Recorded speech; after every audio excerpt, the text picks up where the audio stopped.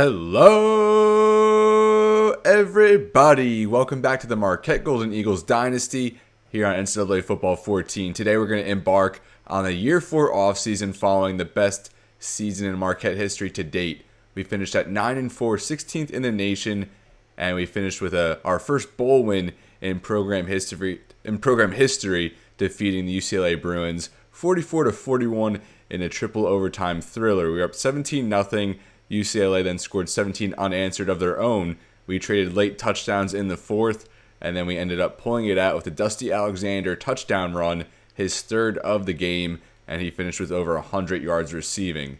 I'm really excited to get into the offseason, but before we do that, we'll just review a few things here, starting with bowl results.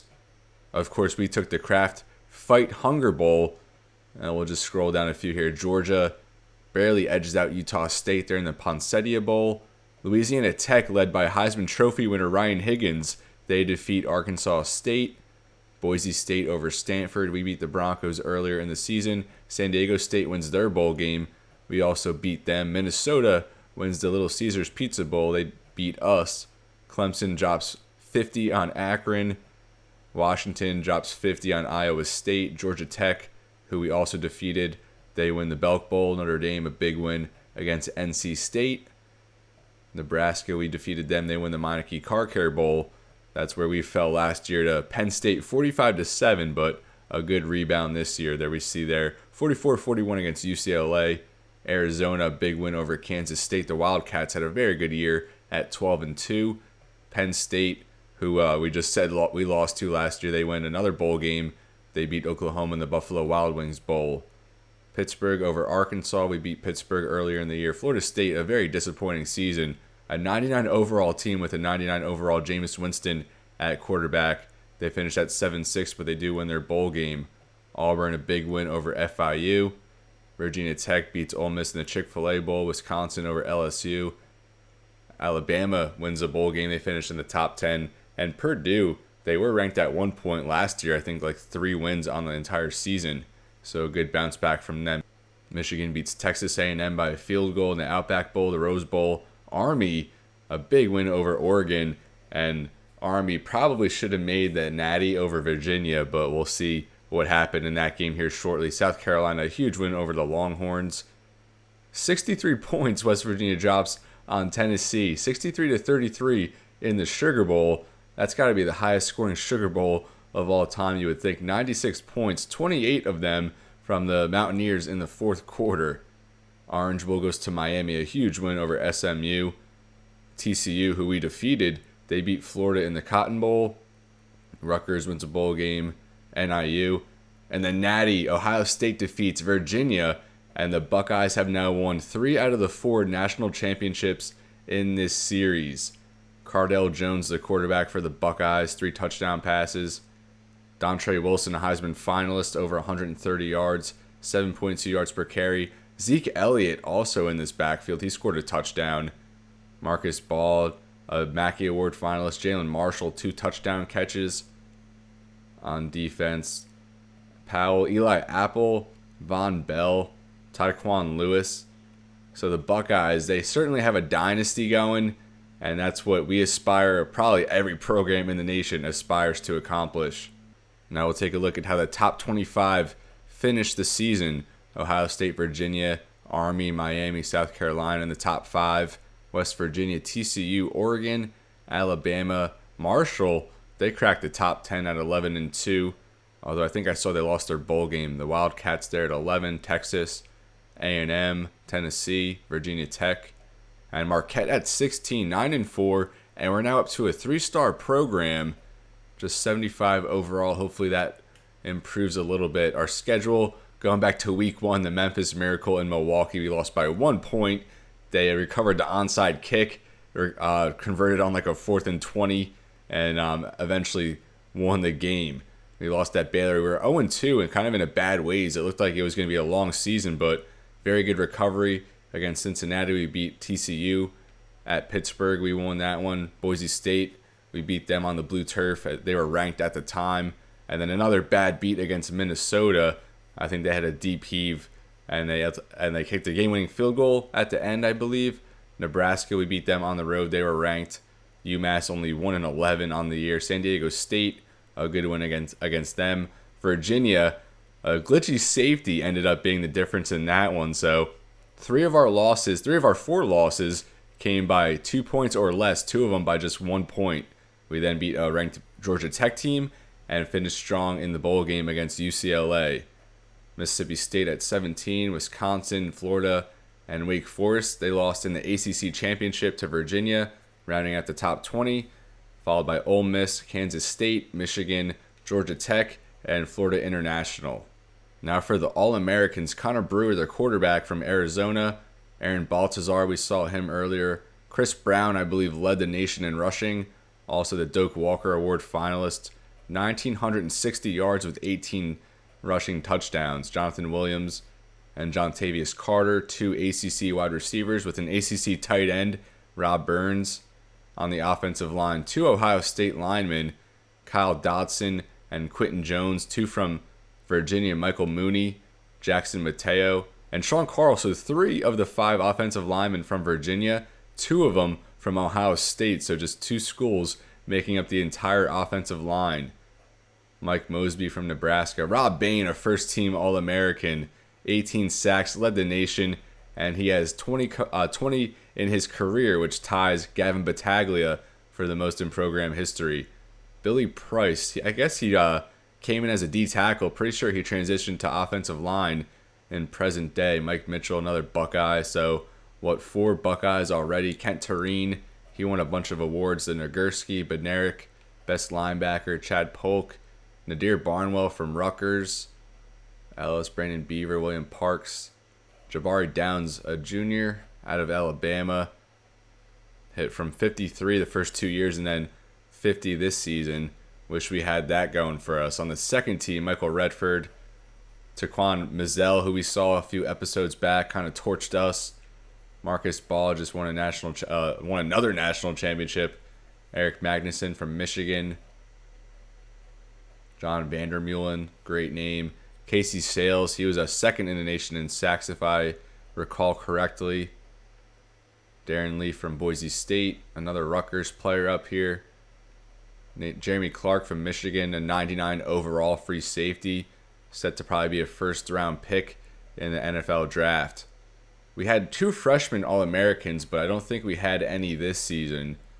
Last year it was Greg Walker, our quarterback, and Robert Williamson, our corner.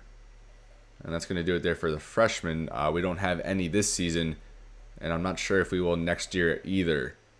We will just do award winners real quick and then review our player stats before we jump into it. So Ryan Higgins, as I said, won the Heisman Trophy.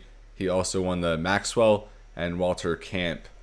Malik Zaire finished second in all these awards, including the Heisman. Kent Tureen won 3 awards, the Bednarik, Nagurski, and Best Linebacker. Michael Redford won the O'Brien as I believe the top quarterback. The Doak Walker to Chris Brown from Oregon State.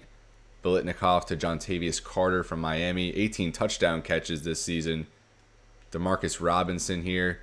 Jehu Chesson. The Mackey. For the first time in this series, it goes to a tight end not from Louisville. The first 2 years it was Gerald Christian. Last year Zeke Pike. But now Darius Russell from Washington State. 1,199 yards. 16 touchdown receptions with 96 catches. Pretty unreal production there from a tight end. Vitali Fafoi from Arizona wins the Outland, and he also wins the Remington. The Lombardi goes to Mike Mosby as Rob Bain finished 5th, so a semifinalist for that award. Kent Tureen, the best linebacker. The Thorpe goes to Anthony Sherrills, who had 9 interceptions on the season from Mizzou. The Groza to Jabari Downs of Alabama. The Ray Guy to Doug McClelland of Notre Dame. And best returner goes to Kai Morgan, who we played against a few weeks back. And now we'll get into our player stats and view some of these players for the final time. Greg Walker, his second year as the starter, a true sophomore, finished with 2,200 yards even, 14 touchdown passes to 8 interceptions, and he completed 65% of his passes. Our leading rusher was Dusty Alexander, who kind of emerged as our featured back, over 200 carries, 883 yards, which was the most by any back so far in this series. 10 touchdown rushes. Craig Jones really solidified himself as a very good change of pace back and started to make a impact in the passing game as well towards the end of the season. 5.7 yards per carry, 5 touchdowns, 550 yards. Michael James averaged less than 3, but scored 7 touchdowns as our short yardage goal line back. Jeff Harris, 71 yards, 3 touchdowns at fullback. And Sam Manning, a true freshman, we try to get him involved a little bit, 62 yards on 16 carries. Receiving, Thad Archibald, our leading receiver, with 45 receptions, 608 yards, 3 touchdowns. We'll miss him. Jordan Pinson, no touchdowns in his senior campaign, but he does leave Marquette as our second all-time leading receiver. Doug Childress, our JUCO wide receiver, he'll be our number 1 next year. 411 receiving yards, 14.1 yards per catch, which led all receivers without at least 7 catches. A couple scores. Malcolm Graham, the first year starting tight end, we're going to miss him and his 6'6", 255 frame at tight end. 5 touchdown catches led the team. Scott Mwakpour, 4 touchdown catches, I think 2 in the last 2 games, and we really liked what he provided after transferring from Ball State. Blocking, Sean Murphy will be a 4-year starter next year. 8 pancakes to just 3 sacks allowed. Jordan Pinson, 7 pancakes, and Scott Mwakpour 5. So we're going to miss their blocking on the perimeter on these outside runs. Hopefully Childress can emerge as a good blocker. Justin Hill, 6 pancakes, and he was at 0 to 4 for pancakes to sacks and really put it together in pass protection as the season went on. Tito Cruz, 5 pancakes to 2 sacks. Heidemann, 4 to 1. Watkins, Joseph, Archibald, all 2 to none. On defense, Bobby Price led in tackles. Chance Pelland just behind him. Lenny Butler, Marshall, Kevin Davis, Rob Bain, Mike Johnson, all at least 30. Tackles for loss, Rob Bain at 23. Johnson, who really solidified himself as a tremendous run defender, 18. Antonio Carr, 16. Watkins, a 1-year starter at D-tackle, 9 tackles for loss with 5 sacks. Philip Marshall, 8. Pelland, Diamond, Jerry Jones with 7. Rob Bain, as I said, led the nation. Sorry, it's a little late. I should be in bed right now, but I was really anxious to get this off-season episode recorded, so bear with me as I fight through sleep deprivation, perhaps. Antonio Carr, Johnson, each with 7, and they'll probably be our starting D-ends, but don't forget about Jerry Jones down here in a rotational role. And Jake Witherspoon, a true freshman, 1 sack. He had a lot of playing time towards the end of the season. 2 tackles for loss and a sack in that span. He'll be our starting D-tackle next year. Kevin Davis and Robert Williamson, each with 2 interceptions. Williamson, both of those for a pick 6. 3 pass deflections from Pelland and Williamson, 2 for Butler. And we had a lot of forced fumbles, 2 each from Clay Diamond and Carr. Pelland, Tito Cruz, Rob Bain, Kenny Johnson, each with 1. And I think we only had those 2 defensive touchdowns from Williamson. And he had a pick 6 last year as well. Kicking, so Fred Castillo, 14 out of 15, but didn't hit beyond 30. Didn't hit beyond 36, and most of those attempts inside 30 yards. Stevens, 40.1 average yards per punt, a 31.6 average net, and 8 inside the 20 with 4 touchbacks. Returning, Pelland and Archibald each with 8. Archibald, better numbers there, 32.7 per return. And Jordan Pinson, 15 punt returns, 12.8 compared to Scott Mwakpour, who had 8 for 13.3. So this is our final look at a lot of these players, especially our top 3 receivers, a few defenders. And now we're going to move into the offseason. We've kind of covered our bases, went through all the formalities, and I think now we're ready to get into the Year 4 offseason, which I'm super excited for. So we'll now enter the coaching carousel. Last year, Temple was the first team to offer us a head coaching contract. We'll see if we get any better offers this year. So starting off, USC has fired Lane Kiffin after a 5-7 season. They lost by over 30 in the rivalry game to end the season against UCLA, and it looks like we are one of the top candidates. They're making a couple calls. Now calling Lance Leipold, now Bush Hamden, and they're going to go with Bush Hamden, the OC from the National Championship winning Ohio State Buckeyes. He'll bring the Arkansas State playbook which is the playbook we also use, or at least an adaptation of it. So Bo Pelini, his contract expires in Nebraska, and they do give him an extension. Now Michigan State, and we're also one of their top candidates. They fired Mark D'Antonio. Now calling Jarrett Anderson of Ohio, Rod Carey of NIU, Lou Spanos of FIU, John Butler. And both coordinators snatched up real quick from Ohio State as Michigan State hires John Butler. He'll bring a Penn State playbook and a 4-3. The Spartans just 3-9 last season. Now Oklahoma State, they fired Mike Gundy, and he's a man, but he's also without a job now. And we are on their list. We'll see if they give us an offer. Calling around a little bit, a couple MAC head coaches here. And they're going to go with Lou Spanos of FIU. And they had a very good season, 11-3. They bring the UCLA playbook, a spread. And the Cowboys just 4-8 last season, which now brings us to Syracuse, who are also 4-8. And they're going to give us a contract offer, but we'll stay with our current contract and deny the Orange Men here. And instead they go with John Thompson of Western Michigan, just 7-6 with the Broncos, but garnering a lot of interest this coaching carousel. Now the Kentucky Wildcats have fired Mark Stoops, and they're going to go with Pete Lembo of Ball State. And at this point, we'll just kind of go through it a little quickly, as Louisville just 2-10 this year, 2 or 3 years removed from a national championship appearance, and they now fire Sean Watson and hire Payam Sadat, who was at Army as the offensive coordinator, I believe, and now he's going to be with the Louisville Cardinals after a season with Kansas. Now Art Briles was fired, and we actually lost to Baylor back in week 2 or week 3, and they're going to bring in Shannon Dawson from West Virginia, so he stays in the conference, and he'll bring an air raid scheme. So Herbert Wright actually being considered here for the Illinois job, and he's our defensive coordinator, so I was kind of worried that they'd start getting plucked at this point, and we'll see if Illinois decides to hire Herbert Wright, who has been our DC this entire series. Our whole coaching staff, as they're going to go with Jerry Kill. He just spent a couple years as the Boise State OC. But as I was saying, our coaching staff has been exactly the same every single season, from our head coach to offensive coordinator to defensive coordinator. Now, Ball State also considering Wright, but they're going to go with the Virginia offensive coordinator, Steve Fairchild, which brings us now to the Kansas Jayhawks. And it looks like Herbert Wright's going to get a coaching job one way or another, a candidate for all of these openings, as Kansas hires him. So Herbert Wright, our defensive coordinator, going to Kansas, and we now officially have a branch of the Lance Leipold coaching tree. And maybe we'll have to schedule Kansas this next season or two. FIU now, after a very good season, they just promote their defensive coordinator. You love to see that. Josh Conklin now the head man. Colorado, they're going to go with Osiah Lewis from San Diego State.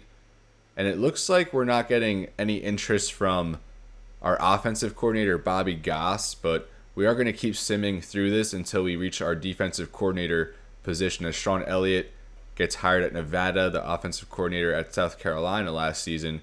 Texas Tech just 2-9, only scheduled 11 games, as they go with Sonny Dykes, a good hire there. He's going to bring an air raid to his alma mater. Now, Old Dominion, Scott Frost still being considered for a lot of these jobs, the OC from Oregon, as they go with Leo Poland, the head coach from Akron. Toledo now, Lane Kiffin still on the market, as Toledo fired Matt Campbell. Isn't that something? He would go on to be one of the better head coaches over the past next decade. And the Toledo Rockets hire Scott Frost, so an interesting hire there. Now Ohio State look to fill their defensive coordinator spot, and they go with Mark D'Antonio. What a hire for that staff. Probably get an upgrade there. Western Michigan, they're going to hire Lane Kiffin, and I could just never see Kiffin going to Western Michigan. Now the Tennessee Volunteers, they just extend their coordinator. Ohio State, they're going to hire Mike Gundy, so what a coaching staff they have there. Urban Meyer, Mike Gundy, and Mark D'Antonio. The Buckeyes are going to repeat again, aren't they? South Carolina hires Art Briles as their OC. Todd Grantham extended with Georgia. Cam Cameron extended with LSU. Scott Frost replaced by Matt Rule as OC of Oregon. And we're just going to kind of go through these ones quicker until we get to the Toledo opening. Major Applewhite hired as the OC for West Virginia. Sean Watson hired as the OC for the Cavaliers. Now Akron. And they go with the Louisiana Tech defensive coordinator, Joey Jones, the OC now at Boise State. Brent Venables still going to be the coordinator for Clemson. Now Brian Johnson does get extended with Minnesota, and that's the Brian Johnson who was recently the offensive coordinator with the Eagles, if I recall correctly. So the Golden Gophers extend both of their coordinators.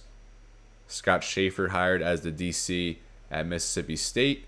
Mark Stoops, the DC at North Carolina. The head coach for South Alabama going to be Tim Beckham from Illinois, as he was fired, but still going to be a head coach. And now we do get to the defensive coordinator spot, and we're going to hire Matt Campbell, the previous head coach from Toledo, and a very good hire here. I wonder what his coaching skill tree is, but as a former head coach, it's got to be at least in the teens. So Matt Campbell now the defensive coordinator for the Marquette Golden Eagles, and it looks like our offensive coordinator Bobby Goss will return. Actually, it is going to show this position. His contract expires, and we do just extend him to a 4-year contract. Love to see that continuity in the coaching staff. So Herbert Wright takes the head coaching gig with the Jayhawks, and now we get Matt Campbell, a level 15 defensive coordinator, just one level below Lance Leipold. So we'll start distributing these points, and we'll just go 2 for block shed and pass rush moves right off the bat. We'll go 1 for injury and stamina, and coverage. Definitely have to have a heavy emphasis on that. So we'll just go ahead and max out our coverage ratings. I think catching and hit power will put +1. I think we'll get stamina just to level 2. And then we'll fill out block shed. Now we'll fill out power moves and finesse moves. So a nice upgrade here at the defensive coordinator spot.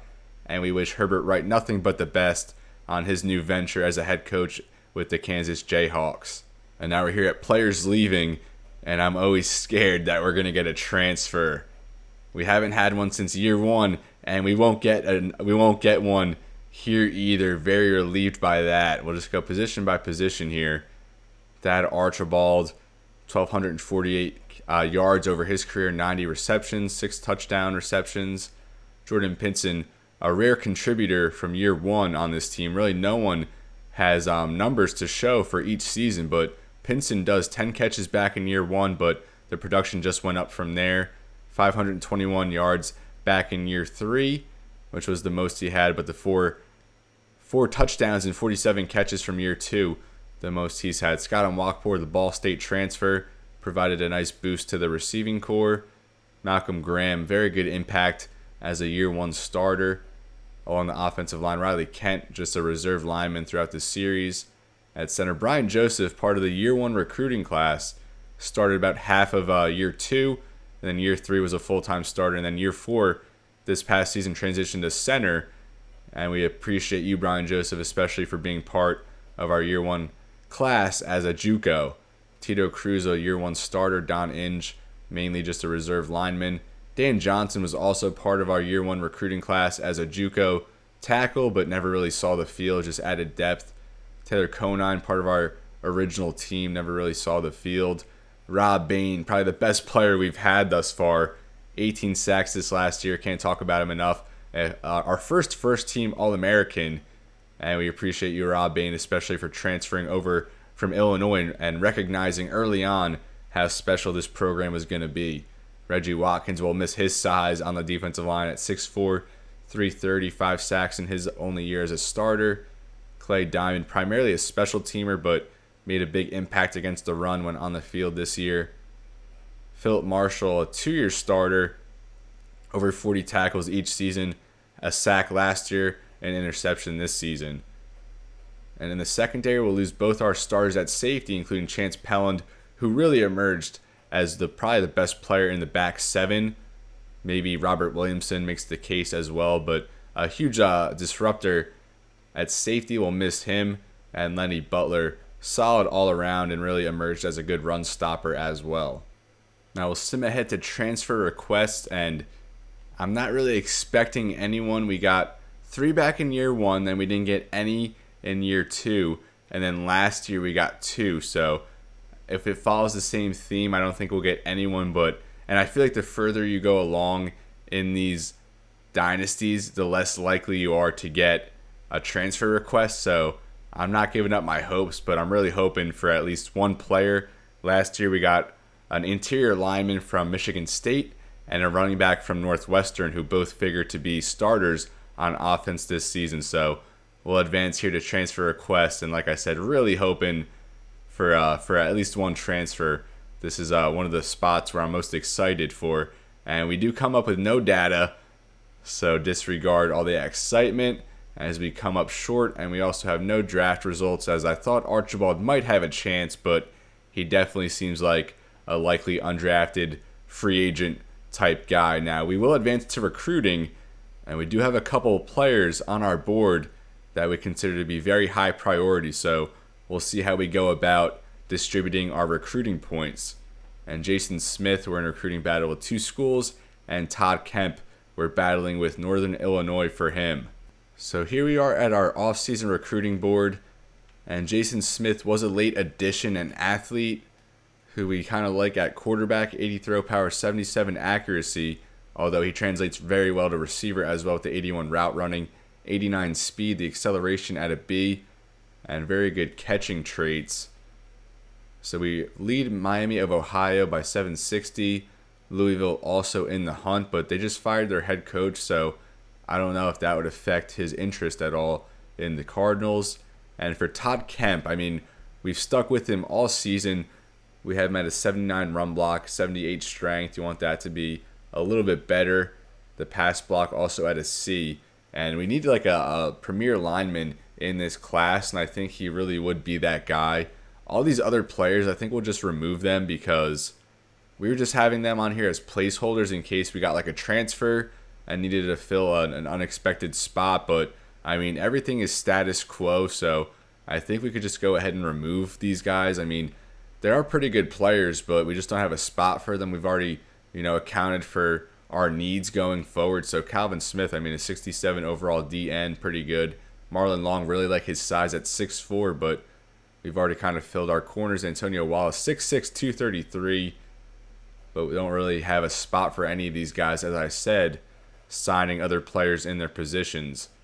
Adam Thomas, we were kind of pursuing all season, but he locked us out, so we weren't really worried about him, already filling our corner and safety spots. And then Ryan Larson, a 5-star running back out of Kenosha, Wisconsin, the second running back in the nation. And we were just kind of experimenting with him, never offered him, and we never really, I think we might have poured points into him 1 week, and we still ended up leading Alabama, Ohio State by a good bit. So, I mean, he's only 50% locked, so I don't think he'll even end up committing, or I could be wrong, but either way, we're not going to throw points into him. If he doesn't end up committing, I think we'll just say he went to a JUCO for, failing to exceed academic expectations or something, even though, they probably would just work around that for like a high caliber high school recruit. But we'll keep a storyline in our back pocket, and maybe if he doesn't commit anywhere, we'll resurface him in another season or 2. So Todd Kemp is the main focus here. We don't really need a quarterback quite yet, although Jason Smith does look like a very good prospect. So we're going to just go ahead and maybe we'll just go with the 5,000, as it's been the case. It always seems like in the offseason we just have like 2 prospects that we're kind of bidding for. And in this case, it just seems to be Todd Kemp and Jason Smith. So I think we'll just do the even split. We might need, I don't know. I was going to say we might need more from Smith, seeing as how he does have more schools interested that would be pursuing him, but Todd Kemp really is the higher priority here.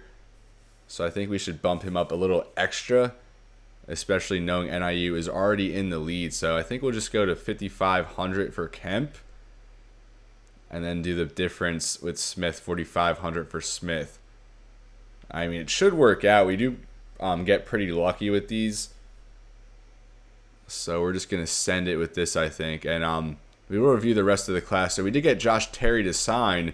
6 foot, 235 athlete who I really like at H-back. A tremendous athlete who can play receiver, can play running back, has 85 trucking, 91 speed, B acceleration, B agility. And I'm really hoping he has some blocking traits. But if not, we'll definitely find a spot for him on the offense as a nice like little Swiss Army knife weapon. Chase Taylor, a 1-star guard, went all the way up from a 55 to a 68 plus 13. His blocking traits already in the mid-70s. The strength at 74 needs to get a little stronger, but a late addition to the board. We were just digging deep into the recruiting boards around the nation, and Chase Taylor emerged as a diamond in the rough out of Bloomington, Illinois. Quincy Bonner, we're going to be a little inexperienced at receiver, so he might get some time as a freshman. Good athlete with 90 speed, 84 acceleration, route running at 73, but catching a concern at this point. Jay Hill, 26th ranked D tackle out of Mississippi. He ended up being a bust, so he might be a redshirt candidate. Only 72 strength at 266 pounds. Definitely needs to get a little stronger on the interior. Jed Brigham, one of 2 4-stars in this class.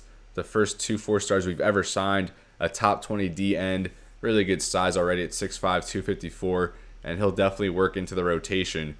Decent athlete for his size. Love the 80 hit power with the block shedding traits all in the high 60s. Then CJ Sari, another 4-star, a big bust. He fell from a 68, I believe. Where's the scouting? Fell from a 68 to a 62.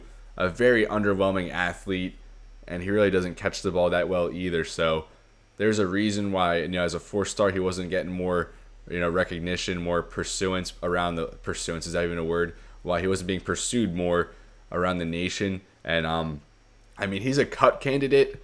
I don't know what we're gonna do with him. I don't like the bust label, even though he's a 60. Like, I'd rather him be a 62 overall gem, gone up from like a 55, than going down from a 68. It's just a different storyline with the player. So we're kind of undecided still on Saria, but he definitely wouldn't contribute from year 1, probably not even from year 2. John Stovall, like I said, a 2-star, but he went up in scouting +3, and he's nothing special, but just solid all around. Probably a redshirt. Anthony Edwards, a 2-star middle linebacker. He's probably going to be a redshirt. Very underwhelming athlete, but looks to be a good run stopper in the future. Same here with Jimmy Fisher. A better athlete than Edwards, and he's going to be a very good run defender. Really doesn't offer much in coverage quite yet. James Williams, another 2-star corner we have. He went up +7 to a 65. We like the speed and acceleration in the high 80s. Good man at 76, and someone we might consider transitioning to safety just because we really lack depth there. Omar Wilson, the top safety in all of Wisconsin, we got in. He's going to have some playing time in his freshman year. Very good athlete. Good, decent zone at 67, but the press at 76 and a good pursuit at 73. Robert Weber, 157th ranked outside linebacker, but another guy who went up +7. Tremendous athlete with 85 speed, 95 acceleration, but agility at 63 really lacking. But he's strong. He's a 2-star and a very good athletic profile to build off of, and he'll develop into a really good linebacker, I think. Derek Perkins, one of our highest targets in this class, a top 25 corner out of Illinois, 90 speed, 89 acceleration with decent agility, 80 press, 76 man, 77 pursuit. So he's going to be a very stout corner on the outside and someone who might see some snaps in year 1. Mike George, a JUCO fullback who we're going to transition to tight end. We had no interest at tight end around the entire nation, so George was kind of just our option by necessity, by default. 83 speed, 85 acceleration, 70 pass block, 70 run block, but the 52 impact, you wish that was a little bit better, but for a tight end, decent catching traits, but a 69 overall right now. We'll see what he translates to at tight end. Troy Walker, one of 2 D tackles, another guy who's a little undersized, a little underweight at just 260 on the interior, but makes up for it with 83 strength, but 49 speed, 40 agility, just horrendous, even for a D tackle. But you love the 77 block shed, and someone who's going to be a good one tech type player on the line, but definitely needs to add some weight. Jared Turner, 2-star offensive tackle, who will probably just move over to guard.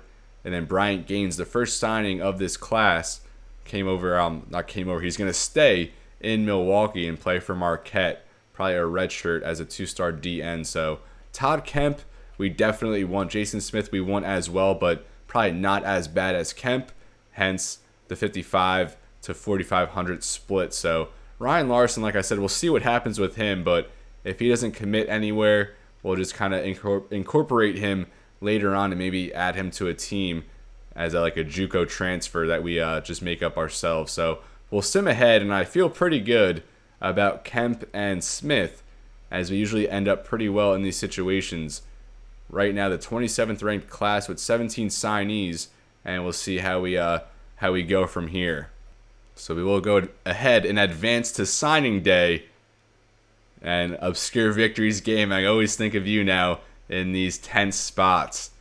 Not as tense as some years, though. We only have, like I said, we really only have two prospects each off-season recruiting cycle, which I don't mind. It takes a little bit of the pressure off, but still a high-pressure situation in this spot. Definitely want Todd Kemp. We need, a premier tackle going forward, and Jason Smith would be nice, someone who could be a standout quarterback in the future and maybe even contribute at wide receiver from the jump. Our goal was a top 50 class, and we are going to end up with both Jason Smith and Todd Kemp, and Ryan Larson ends up committing to Ohio State, so I'm glad to see he ended up somewhere as we sign a 4-star and a 3-star here on signing day, and I wonder what our class jumps up to. The game also signed a bunch of recruits for us as well, but we usually just cut those players, so we were just at 27, now we go down to 35, but we still do hit our goal of achieving a top 50 class this season. So we achieved a lot of goals this year. We won 9 games, a new program high. We won a bowl game. We had a positive plus turnover differential at +2, and now we brought in a top 50, a top 35 recruiting class. They signed a linebacker for us, a wide receiver. They signed another linebacker for us. So we will get a look at those players here shortly. And we'll see some teams ahead of us. Purdue, Minnesota, in our vicinity, UCLA, Wisconsin, Navy, Wake Forest, USC, LSU, Nebraska, Arizona State. Nothing to Michigan outside the top 20. They're kind of falling off a little bit. A 9-4 season. Texas A&M, usually see them a little bit higher. Arkansas, Michigan State. So Michigan State fires Mark D'Antonio, and they bring in a top 15 class. Boise State at 12. Now the top 10, Stanford, Tennessee, Notre Dame, Oklahoma, Florida, Oregon, Ohio State, Texas, Miami, and Alabama with the top recruiting class this season.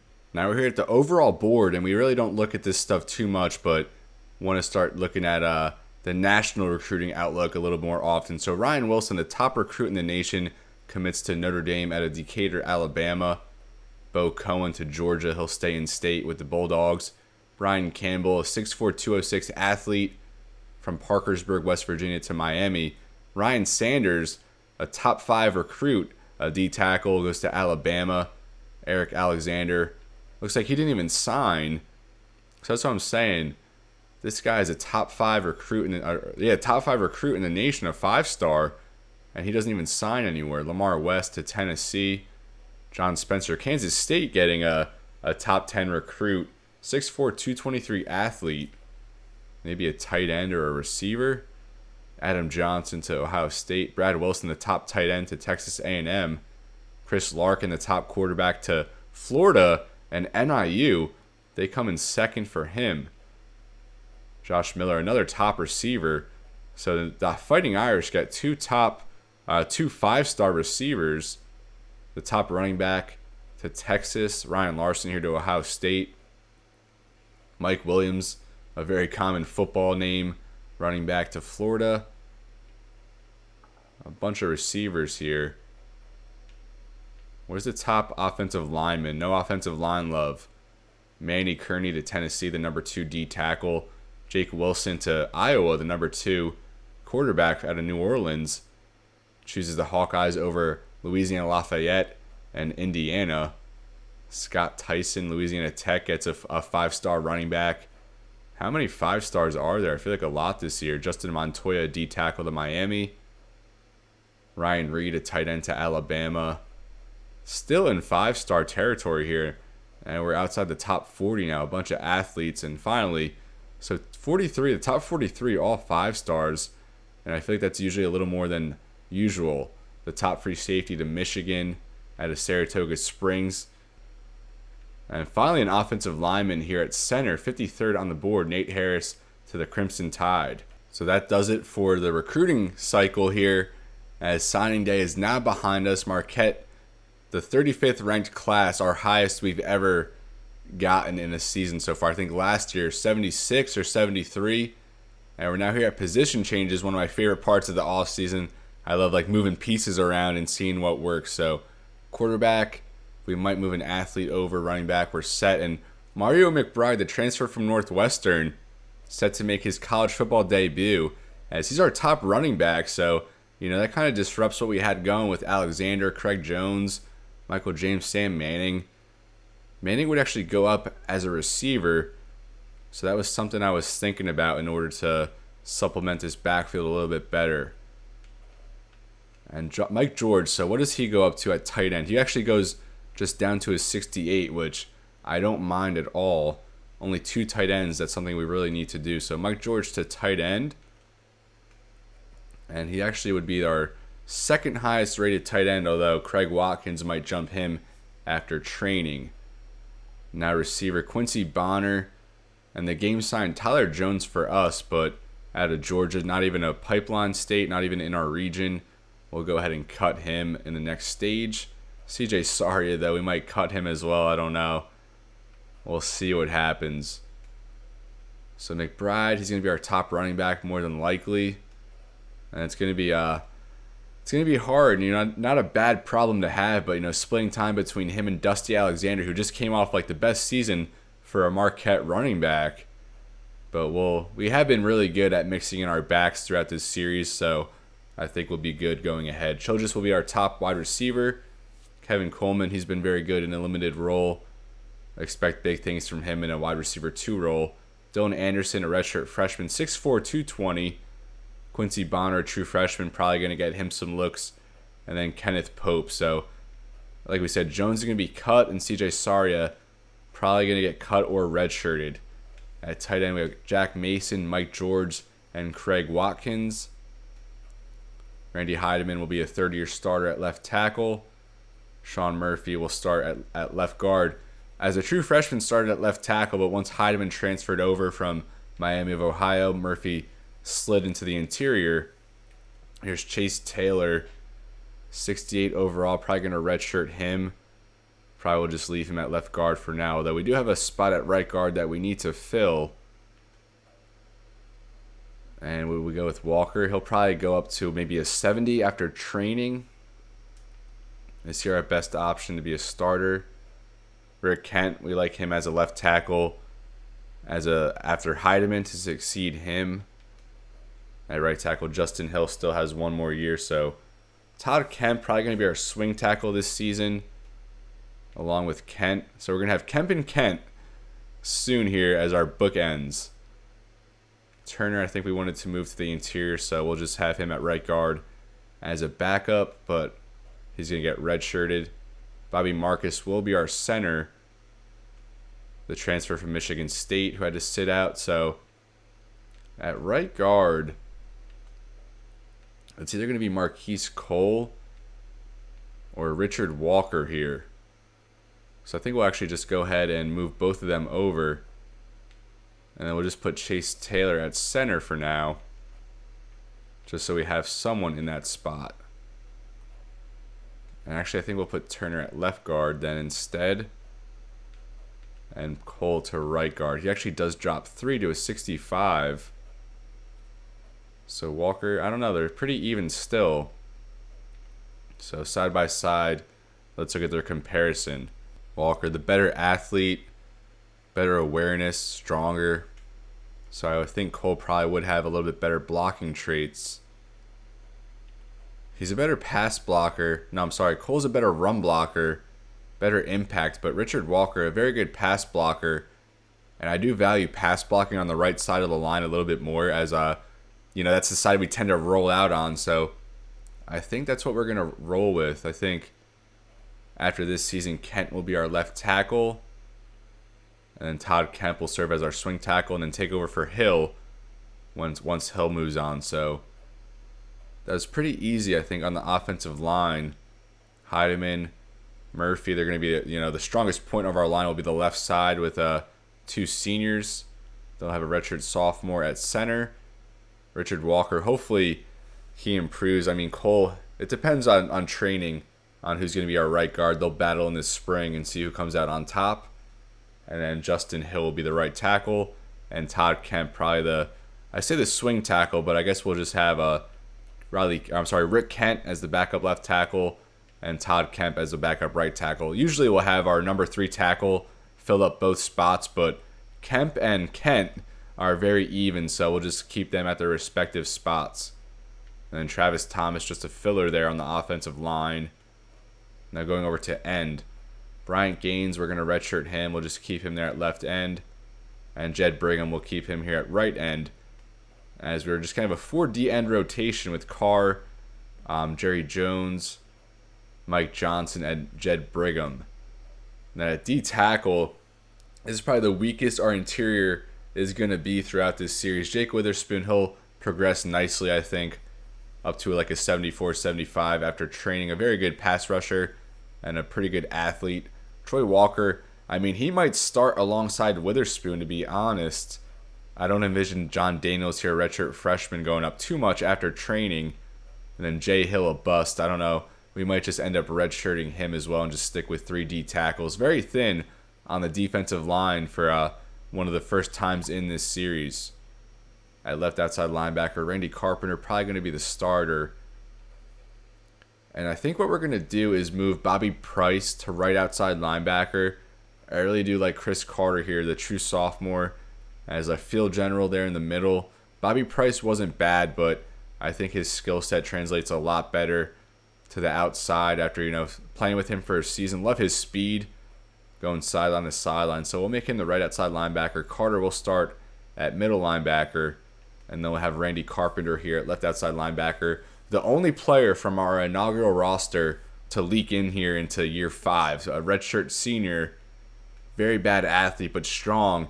And he can run, defend the run and get after the quarterback. So now we have to distribute some of these guys into other spots. And abundance here at right outside linebacker. The game signed both of these guys, Colvin and Jennings. And I always like to see if they transition to like a fullback at all. But these guys do not. 52 overall kicker. But we're just going to end up cutting both of those players. So Jimmy Fisher, I like at left outside linebacker, I believe, as a run blocker. I'm sorry, run defender. I always say that. Run defender, run blocker. Get it mixed up. And then at middle linebacker, Carter. I guess James Johnson, still undersized as a redshirt sophomore at just 206 pounds. Edwards, I don't know if we want him at middle linebacker or left outside linebacker. Weaver, I like at right outside linebacker. I like my speedier guys on the right side and my more like run defender type guys on the left side. And kind of like middle, or a mix, a balanced type guy in the middle. So we're going to have Price, Weber, Jonathan Leak coming off a redshirt year. So it's 3 at right outside linebacker, 4 here in the middle, and then 2 at left outside linebacker. So I think this is what we'll roll with for now. But obviously with linebackers, you could always just move them around. You really don't have to strictly play them where you have them slated on the depth chart. So I think Carpenter, Carter, and Price are starting linebackers for this season. So our front 7, I think, probably the weakest it's ever been, maybe. Although I really like Carter to come along as a sophomore, and Price still has 2 years of eligibility. Now over to corner. And we have Johnson and Williamson. We're pretty good, which was our weakness last year was the secondary. And we might be the weakest we've ever been at safety.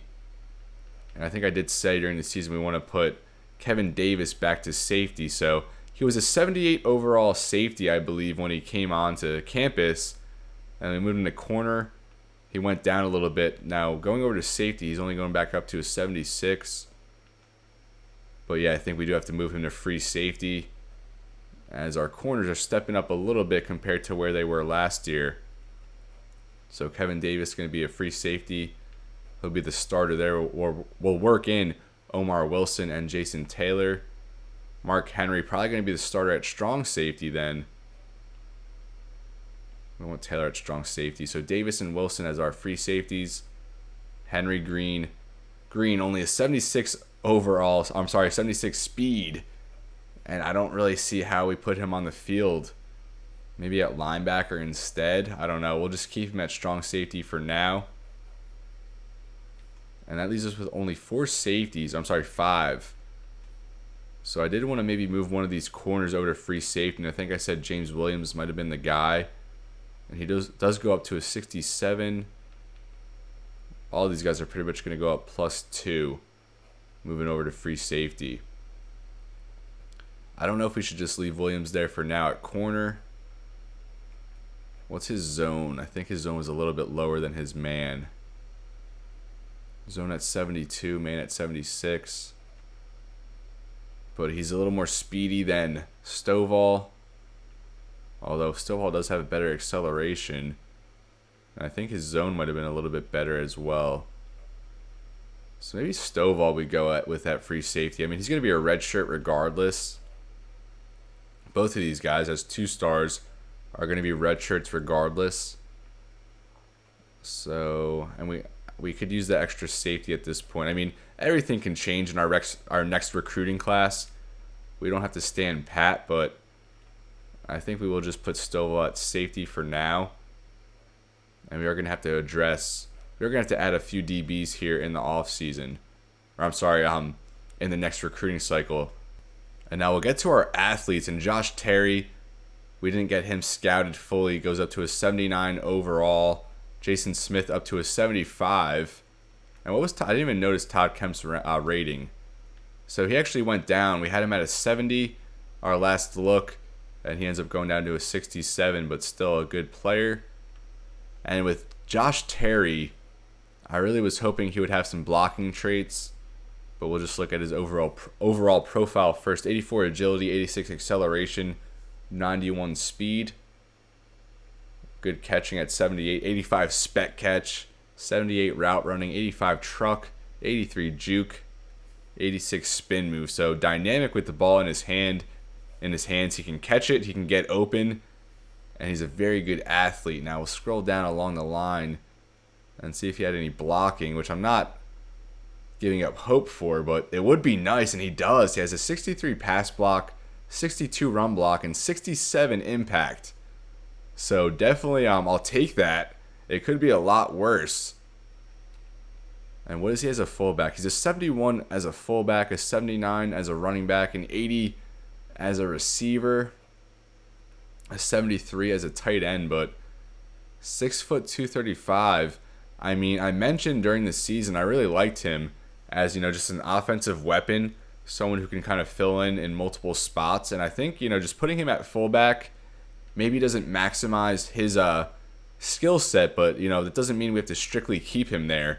We're going to lose Jeff Harris after this season, so I think having Terry there waiting in the wings to take over as a full-time fullback for year 6 wasn't a bad idea. But even with that being said, we could still put Terry out there as a receiver. We could still put him out there as a running back. So I really just like the versatility putting him at fullback provides.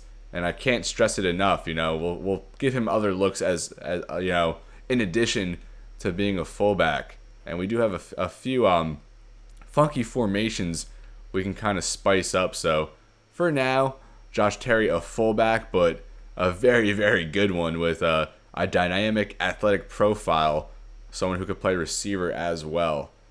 Now we have Jason Smith, and we'll check out his remaining profile. 89 speed, 79 agility, 90 acceleration. So the agility lacking a little bit for a receiver, but he does have good spec catch, good route running, good release.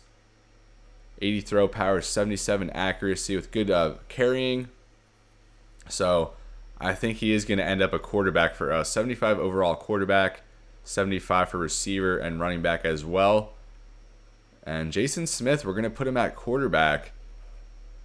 And like I said, I mean, we could mix him at receiver. I know it seems a little maybe irresponsible. We have two guys who could be very good receivers for us. And, the more I think about it, the more I think maybe we should make Terry a receiver. 6 foot 235, not a traditional size as a receiver, but I think we'll keep him at fullback, and we could always just add him to different spots of the depth chart as well, and into different formation subs. So Jason Smith, an athlete quarterback, 4-star, and he's going to be the guy after Greg Walker graduates. So we have our quarterback of the future, a dynamic athlete under center who we haven't had throughout this series, and we'll definitely try to mix him in at points next season. So that'll do it for position changes. We'll now move into training results, and let me know what you think about that. I know maybe moving to Terry to fullback a little controversial, but we wouldn't even have added him to the board anyway if he didn't bring so much versatility, and I really can't stress it enough. I think he'll provide an impact to the offense no matter where we put him on the depth chart. So now we're here at training results. Justin Hill will be our top player at 87 overall, the highest player we've had so far in this series. And the top two players on our team are only two players of 85 overall or above are tackles, and you love that. Jeff Harris at fullback, Greg Walker up to an 83 now. Kenny Johnson, our top defensive player at 83 overall. Doug Childress up to an 82. Antonio Carr, Sean Murphy, Kevin Davis, Eddie Stevens, Robert Williamson, Mike Johnson, Bobby Marcus, all at 80. And now we'll just go position by position. So Greg Walker goes up to an 83, Lawrence Jackson to a 79. And let's take a look at the arm talent. Greg Walker just +1 for throw power. I mean, identical across the board. +1 for throw power, +3 throw accuracy. Greg Walker now up to an 84 throw accuracy. Martin Diggs, redshirt freshman, up to a 67. At running back, Mario McBride, the top running back at 79 overall, still without a college game to his credit, but the highest running back on this team. Dusty Alexander right behind him. Everyone +5 except Sam Manning, who we did end up just keeping at running back for now, but we'll probably mix him in as a receiver as we did last season. +7, so far the biggest progression we've seen of any player so far. At fullback, Jeff Harris up to an 83. Doug Childress, 82, top receiver. Kevin Coleman only +4. Was hoping for a little bit more there. Kenneth Pope and Dylan Anderson each +5 up to 71s. Jack Mason, our starting tight end, up to a 75. More of a blocking tight end. And Craig Watkins will be even with Mike George, I believe, or maybe George with a 68 overall, our JUCO tight end. So our offensive line will be an 85 at left tackle, an 81 at left guard, an 80 at center. As Bobby Marcus, the Michigan State transfer, goes up +7, one of the biggest risers on this team. And right guard, so pretty even still after training. Walker's still the better athlete, stronger with better awareness, but let's see how his run blocking improved. Went +2 in run blocking. Marquise Cole +2 in pass blocking. So each of them have a strength clearly. Richard Walker now up to a 71 impact. We'll do a little, probably do a little practice and see who holds up a little bit better at that spot. But it looks like Walker might be the guy as a redshirt freshman, or maybe Marquise Cole. I'm not really sure yet. Justin Hill up to an 87. And now on defense, Antonio Carr and Jerry Jones an 81 and 79 respectively. Mike Johnson an 80. So Carr now a junior, and Jones and Johnson seniors. Jake Witherspoon, some good progression, up to a 74. Randy Carpenter up to a 76. Carter is 73. And Price is 77. So our front seven, as I was saying, not the strongest, but we kind of make up for it at our defensive end spots. In the secondary, everyone up +5. Johnson, our highest rated defender, at just 83. There's Robert Williamson along with Aaron Clark and Mike Carroll. Free safety, Kevin Davis up +5, now an 81. We expect big things from him as a senior. And then at strong safety, Mark Henry, part of our year 2 recruiting class, slated to be our strong safety starter. And let's take a look at his coverage. 80 zone, 77 press, 74 man. Dominic Green a little bit better in coverage, but as I said, just 77 speed now. I don't know how you put that athleticism or lack of athleticism on the field. Now Castillo, our kicker, and he goes up to a 77 kick power, a 76 kick accuracy. So maybe he can hit from 40 yards now. Probably not, but we'll see. And Eddie Stevens +6 now and 81 overall. Now we're here at cut players, and we already have a few roster spots to work with. Only at 67 out of 70. And we got to go through and cut the players that the game signed for us. We did have one here at wide receiver. Tyler Jones out of Statesboro, Georgia. Sorry, you are not making the cut. I love how the computer just takes it upon themselves to sign players. I mean, I would understand if you had to fill a spot and you failed to do so, but we know we cover our bases here in Milwaukee. What was it? Just 2 more linebackers, right? I got to go through every position just to make sure. And yeah, it was Colvin here from Oklahoma, and then Luke Jennings from Newton, North Carolina. And I think that's it. So 64 spots filled on the roster. It leaves us with 6, just empty scholarships that we can use for next year. And now at this part, I just divvy up how many seniors we're going to be losing and accumulate how many open spots we'll have next year. So 3 right up here, another 4, which makes 7, 8 from Johnson, 9, 10 from Carpenter. So not many seniors on this team at all. Just 10 seniors plus the 6 roster spots that we already have open. So at most, really, we'll sign maybe 16 players in this upcoming class, but I don't really foresee it being as active of a recruiting cycle as we've had in recent seasons. And we haven't had any transfers since year 1, so maybe we get a couple now that we're starting to build, a little bit stronger of a roster. Plus, maybe Justin Hill declares for the NFL draft. I don't imagine he does, but maybe. Now we'll go position by position and kind of just see what we need to fill for next year. So we have 2 junior quarterbacks and 2 freshmen, so we don't really need to worry about quarterback in this next class. 4 sophomores at running back, 1 junior. So maybe we target just 1. At fullback, we'll have Harris leaving, and then Josh Terry for another season. So maybe target a fullback. At wide receiver, we're going to lose Doug Childress. We're going to lose Coleman the year after. So maybe 2 wide receivers. And I guess we will just hang on to Saria, but we'll probably just end up redshirting him. Maybe just 1 tight end. Just to add 1 more, we'll have Mike George, the JUCO transfer, leaving after next season.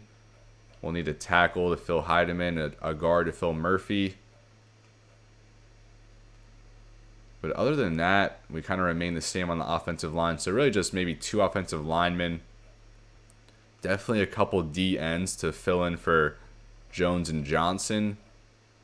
And D tackle, we're pretty set with underclassmen, but we just need some talent, kind of underwhelming at this spot. So hopefully we can get a high caliber player at D tackle who can come in as a freshman and make an impact in the rotation. We're going to lose Carpenter. Carpenter's the only linebacker we're going to lose, so maybe we could get a standout linebacker. That would be really nice. We're going to lose Johnson at corner and then Williamson and Clark the year after.